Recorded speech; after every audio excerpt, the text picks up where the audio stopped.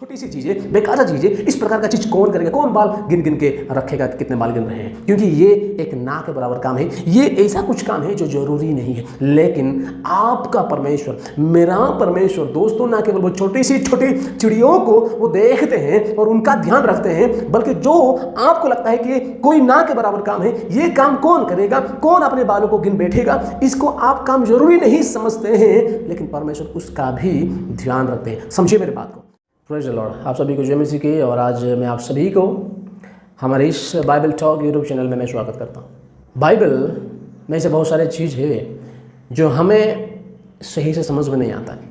In fact ये एक ऐसा किताब भी है जो किसी और संस्कृति, बहुत पुराने समय का है, इसलिए there are so many things हम सही से समझ नहीं पाते, इसलिए there are so many controversies है, इसलिए अलग अलग प्रकार के विचार है, अलग अलग प्रकार की चीज़ें। इसलिए आज मसीही धर्म में अलग अलग प्रकार के शाखाएं आ गए हैं, कैथोलिक, प्रोटेस्टेंट, पेंटिकोस्ट और ट्रिनिटी। और आजकल आप लोग देखे होंगे हर जगहों में, ओडिशा में तो वैसे बहुत सारे गुड न्यूज़, अभी ये और एक आजकल कल्ट आया है सिंचुएंजी चर्च, उन लोगों का अपना सा विचार है। So there are so many in Christianity from the Bible they have created a different theology for themselves.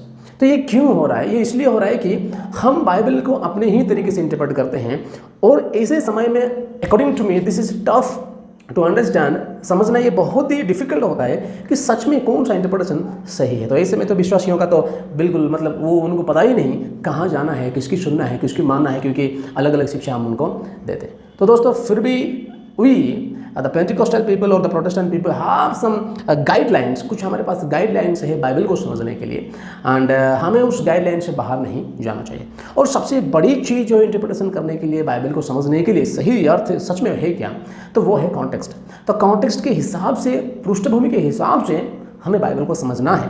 कोई भी एक आयत को उठा के उसको वर्णन करना सच में ये बाइबल के हिसाब से नहीं है, क्योंकि इसमें पॉसिबिलिटीज है आप कुछ भी बोल सकते हैं, क्योंकि वो शब्द ही तो है, आप उसको अपने ही तरीके से इंटरप्रेट करने का चांसेस ज़्यादा होता है। इसे एक आयत जो बाइबल में पाया जाता है और जो कि साधारण रूप से अल्प मायने में, उसको भी कहीं ना कहीं लोगों को इंटरप्रेट करने में अपने अपने विचारों को वो रख देते हैं। तो उस चीज़ को हम देखेंगे, इसलिए ये वीडियो को आप देखें, और अगर ये वीडियो आपको अच्छा लगे तो ज़रूर आप लाइक करें। अगर आप पहली बार हमारे यूट्यूब चैनल में आए हैं तो हमारे इस सेवकाई के साथ जोड़े रहने के लिए हमारे यूट्यूब चैनल को सब्सक्राइब करें और पास में जो घंटी है उसको दबाएं, ताकि हम जब वीडियो अपलोड करेंगे आप तक वो पहुँच जाए और आप फिर से उसको देखो और परमेश्वर में बढ़ सकते हैं। तो चलिए बिना किए देरी आज इस वीडियो को हम शुरू करते हैं। तो बिना समय गवाते हुए चलिए उस आयत को हम पढ़ते हैं कि वो कौन सा आयत है जिसको नॉर्मली हम लोग उसको गलत इंटरप्रिटेशन करते हैं। तो चलिए पढ़ते हैं। मत्ती लिखित सुसमाचार उसका अध्याय 10 आयत 29 और 30।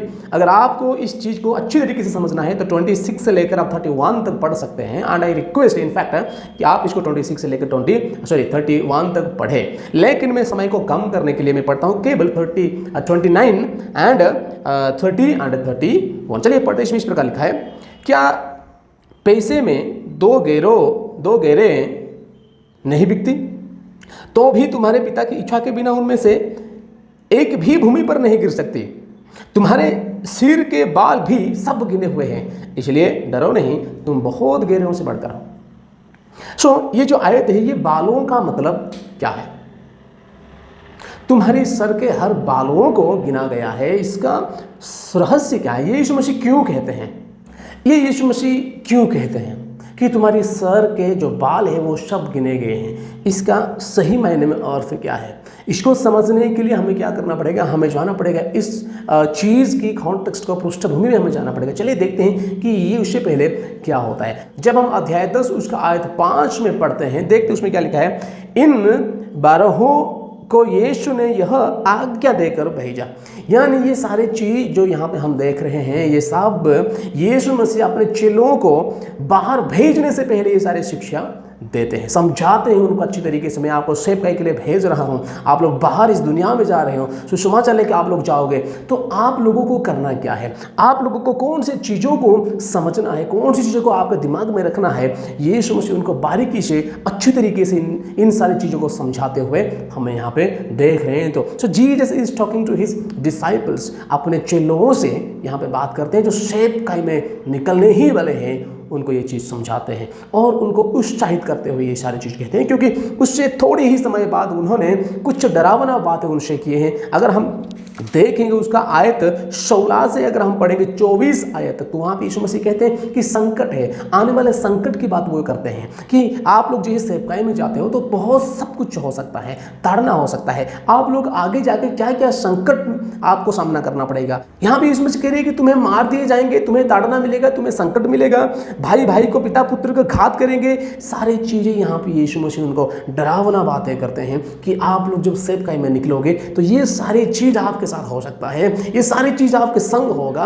इस तो Jesus is explaining all the difficulties that a servant of God is going to face. अब ये सारे चेले जो है वो सेवकाई के लिए निकलने ही वाले हैं, तो यीशु मसीह उनको समझा रहे हैं कि भाई तुम लोग सेवकाई में आप जाओगे, इसीलिए ये सारी चीज़ों को आपके दिमाग में रखना बहुत ज़रूरी है। ये सारे बात कहने के जस्ट बाद यीशु मसीह उनको ये चीज़ भी कह रहे हैं कि आपको इन लोगों से डरना नहीं है, ये इंसानों से आपको डरना नहीं है, ये लोगों से आपको डरने की कोई ज़रूरत नहीं है, क्योंकि उसका कारण बताते हुए यीशु मसीह 2 एग्जाम्पल्स यहाँ पर देते हैं कि वो ये है, क्या तुम नहीं जानते कि कुछ ही पैसों से 2 गैरेओं खरीदा जा सकता है। लेकिन मैं आपको कहना चाहता हूँ वो छोटे से छोटे चिड़िया जिसका मूल्य बहुत ही कम होता है, जिसका मूल्य कुछ भी नहीं होता है, ना के बराबर है, जिसका मूल्य के बारे में कोई सोचेगा ही नहीं, ऐसी छोटी सी छोटी चिड़ियों का भी हिसाब रखने वाला हमारा खुदा है। Praise the Lord. छोटी सी छोटी जिसका कोई हिसाब नहीं रखता, जिसका मूल्य किसी के लिए भी ज़्यादा नहीं है, ऐसे चीज़ों का भी हिसाब या फिर ध्यान परमेश्वर रखते हैं और उनका हिसाब परमेश्वर के पास होता है। और उसके बाद दूसरा एग्जाम्पल परमेश्वर देते हुए 30 आयत में ये कहते हैं, और तुम्हारे सिर के सब बाल भी गिना जा चुका है।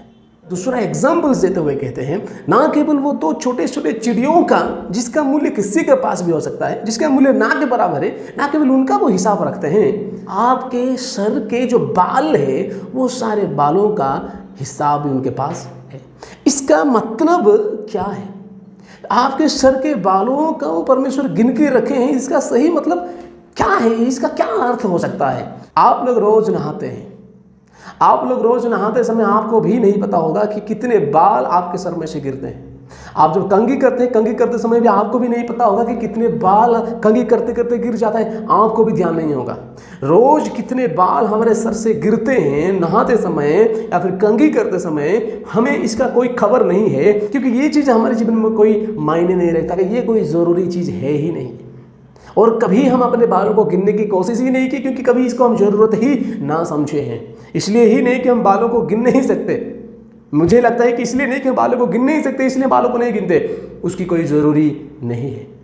अगर कोई बोल दे कि भाई मैं आपको 5 करोड़ दूंगा, बालों को गिन के दिखाओ, तो ऐसा कोई बंदा नहीं जो करेगा नहीं, वो कोई ना कोई ऐसे मशीन खरीदेगा, कोई ना कुछ व्यवस्था करेगा, भले 1 साल लग जाए, भले कुछ महीने लग जाए, वो गिन बैठेगा अपने बालों को, क्योंकि हमें इसकी कोई ज़रूरत ना पड़ा, इसलिए हम हमारे बालों को गिनते नहीं है। ये कोई ज़रूरी चीज़ है ही नहीं, इसलिए छोटी चीज़ है, ये बेकार की चीज़ है, इसकी कोई ज़रूरी नहीं है हमारे बालों को गिनने के लिए। कितने बाल झड़ गए, कितने बाल हाथ समय झड़ गए, कितने बाल कहीं करते समय झड़ गए।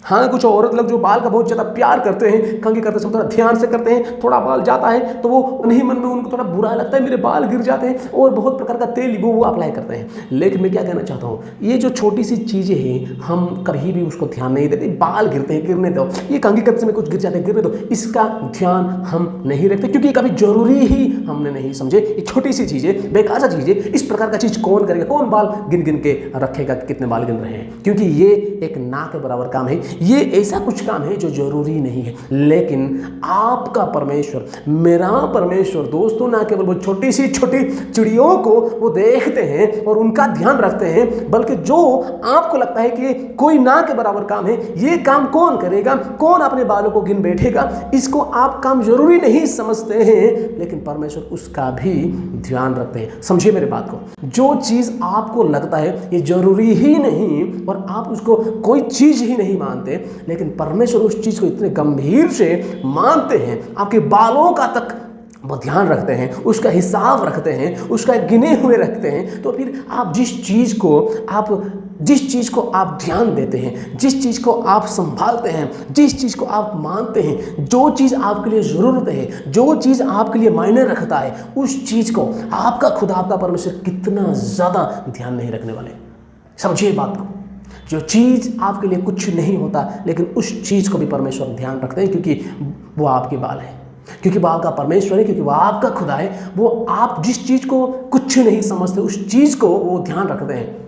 तो जो चीज़ आपके लिए मायने रखता है, जो चीज़ आपकी जान है, जो चीज़ के लिए आप मेहनत करते हैं, जो चीज़ के लिए आप जीते हैं, जो चीज़ आपको परेशान करती है, जो चीज़ आपके लिए मायने रखता है, ऐसे चीज़ को वो कैसे अनदेखे कर सकते हैं, और ऐसे चीज़ों के ऊपर वो कितना ज़्यादा ध्यान नहीं रखेंगे। दोस्तों, ये 2 एग्जाम्पल देने का मतलब यही है, आप इन इंसानों से मत डरो, आप ये दुनिया वालों से मत डरो, क्योंकि आपके पास एक ऐसा खुदा है जो सदा आपके ऊपर अपना ध्यान रखे हुए होते हैं। और एक छोटी चीज़ जो आपको लगता है ये कुछ भी, ये काम, ये ऐसे काम कौन करेगा, ऐसे चीज़ कौन ध्यान में रखेगा, ऐसे चीज़ों का भी ध्यान हमारा खुदा रखते हैं, तो फिर वो आपका ध्यान नहीं रख सकते। इसलिए तो आखिर में कहते हैं, 31 आयत में कहते हैं, इसलिए डरो नहीं, तुम बहुत सारे गैरों से बढ़कर हो। तुमने 1-2 चिड़ियों से बढ़कर के बात नहीं कर रहे हैं, तुम बहुत सारे गैरों से बढ़कर हो। You are precious than the sparrows. You are so much to God. You are something special to God. You are not like 2 of them. परमेश्वर उन 2 चिड़ियों को भी इतना ध्यान रखते हैं, और कहते हैं कि आप 2 चिड़ियों के बराबर नहीं, और यही भी नहीं कहते कि आप 2 चिड़ियों से बढ़कर हो, लेकिन यही कहते हैं कि आप बहुत सारे चिड़ियों से बढ़कर हो। That means you are matchless to God. You are unique to God. You are everything to God. परमेश्वर के लिए आप सब कुछ हो। आपके लिए परमेश्वर जीते हैं, आपके लिए परमेश्वर की परमेश्वर है, आपके बगैर उनका कोई भी मतलब नहीं है मेरे प्यारों। इसलिए यही आयत लिखा है, आपके सर के बालों को भी गिना गया है। इसका मतलब ये है, जो चीज़ दुनिया वालों के लिए कोई काम ही नहीं है, वो काम परमेश्वर करते हैं, बाल को गिनते हैं। क्योंकि अगर एक छोटी काम को भी वो ध्यान में रखते हैं, तो फिर जो बड़ी काम है, जो कि आप हो, आपको परेशान करने वाली चीज़, आपका काम, जो चीज़ आपको मायने रखता है, ऐसे चीज़ों के ऊपर परमेश्वर का ध्यान कितना ज़्यादा हो सकता है मेरे प्यारों। इसलिए ये परमेश्वर का दिल धड़कता है, ये परमेश्वर का दिल है जो ये कहता है कि परमेश्वर का दिल आपके लिए धड़कता है। दोस्तों, इसलिए हम परमेश्वर के लिए जो है, ऐसा ना सोचे हर छोटी चीज़ उनके बगैर नहीं होता। हर छोटी सी छोटी चीज़ उनके अनजाने में नहीं होता। भले आप रास्ते में चलते आपका पैर पत्थर में लग के आप गिर गए, आपका घुटने छिल गए, खून आने लगा, छोटी सी चीज़ है। ये ना सोचे कि परमेश्वर इस चीज़ को नहीं जानते। अगर आपके एक छोटी सी बाल गिरता है, उसका अगर हिसाब वो रखते हैं, तो फिर आप जब गिर जाते हैं, आपको जब खाना नहीं मिलता है, आप जब दुखी होते हैं, आप जब रोते हैं, आपको जब कुछ चीज़ की ज़रूरत होता है, तो क्या वो उस चीज़ को नहीं जानते? मेरे प्यारों, वो सब कुछ जानते हैं। हम उसके चरणों में बैठे, और वो ऐसा भी नहीं है कि वो देने वाले नहीं है। जो मांगता है वो पाता है, जो दरवाज़ा को खटखटाता है उसके लिए दरवाज़ा खुला जाता है ना। मांगो तो दिया जाएगा, ढूंढो तो पाओगे। इसलिए हमें मांगना है, वो ज़रूर देने वाले हैं। वो हमारे परमेश्वर है, वो हमारे खुदा है, उनके नाम की महिमा होना पाए। परमेश्वर की महिमा हो। और आप लोग भी परमेश्वर का वचन सुनने के लिए बहुत बहुत धन्यवाद।